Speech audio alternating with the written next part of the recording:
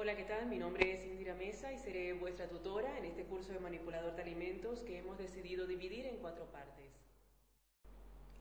Si deseas obtener el certificado de manipulador de alimentos válido en España durante 4 años, solamente tienes que suscribirte en nuestro canal de YouTube. Luego nos escribes un email a cuapro.group@gmail.com, nos envías las respuestas de la prueba de evaluación que proponemos y de ahí emitimos tu certificado y te lo enviamos por la misma vía. Demos inicio entonces a la primera parte. Un manipulador de alimentos es aquella persona que se dedica profesionalmente a estar en contacto con los alimentos durante su transporte, almacenamiento, preparación, envasado, distribución y venta. La labor de un manipulador de alimentos es extremadamente importante, pues es la primera línea de defensa contra las infecciones e intoxicaciones que pueden producir los alimentos. Por todo esto, la formación de un manipulador de alimentos es fundamental. Es importante que el manipulador de alimentos esté familiarizado con los tipos de infecciones que pueden producir los alimentos contaminados, cómo evitar que los alimentos se contaminen antes de llegar al consumidor y cómo distinguir qué alimentos están contaminados y cuáles no. Infecciones de origen bacteriano. El consumo de alimentos contaminados puede causar problemas en el cuerpo que pueden llevar a la muerte. Los alimentos pueden contaminarse durante todo el proceso en el que interviene el manipulador. La contaminación puede ser A. Contaminación por bacterias, virus, etc.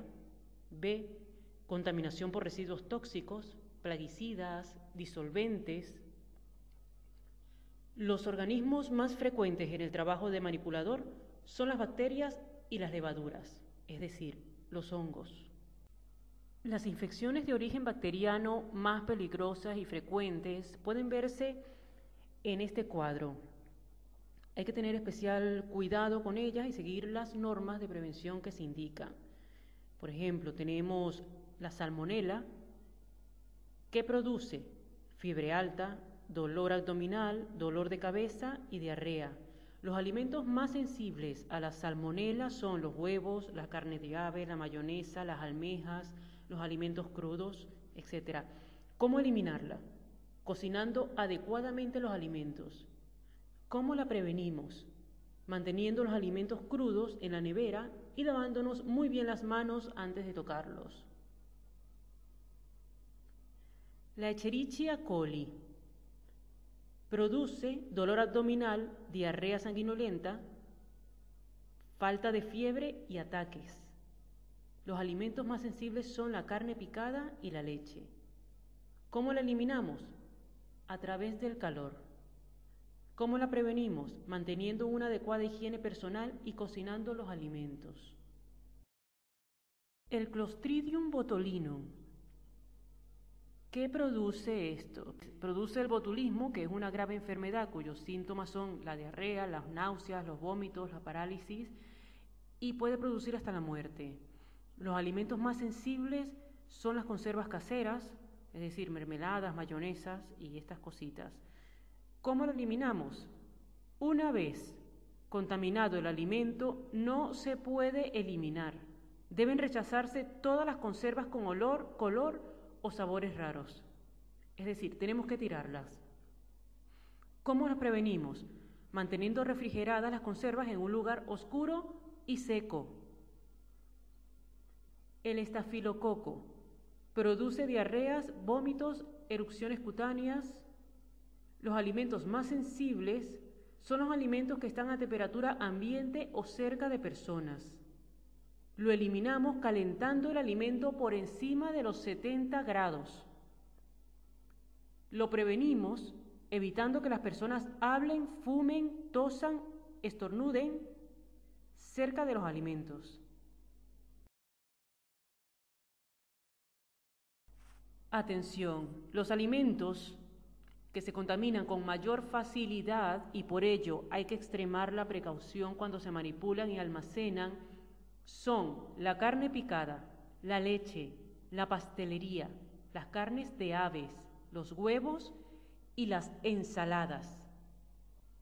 Las formas de contaminación, entre las más comunes tenemos el contacto con otros alimentos contaminados, contacto con la saliva al hablar, toser, estornudar, a través del polvo, alimentos crudos que siempre están contaminados, por las manos al tocar animales u otras cosas contaminadas. Entre los factores que influyen en la contaminación bacteriana tenemos la temperatura, el tiempo, la humedad y la acidez. La temperatura. La que más favorece el crecimiento de gérmenes está en torno a los 37 grados, es decir, a la temperatura corporal nuestra. Por debajo de 4 grados centígrados, el crecimiento bacteriano se reduce, llegando a detenerse por debajo de los 0 grados centígrados. Por encima de los 50 grados también empieza a detenerse la multiplicación bacteriana y cocinando por encima de los 100 grados, la mayoría de las bacterias y virus se destruyen. El tiempo. Cuanto más tiempo pase un alimento en condiciones óptimas para el crecimiento bacteriano, más peligroso será su consumo. La humedad.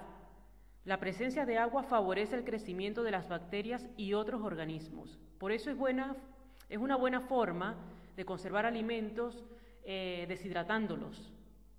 Es decir, eliminar casi todo el agua, curarlos, sazonarlos, etc. Todos estos métodos reducen la cantidad de agua de los alimentos, lo cual ayuda a conservarlos en buen estado. Y por último tenemos la acidez. Al aumentar la acidez de un alimento se reduce el crecimiento bacteriano.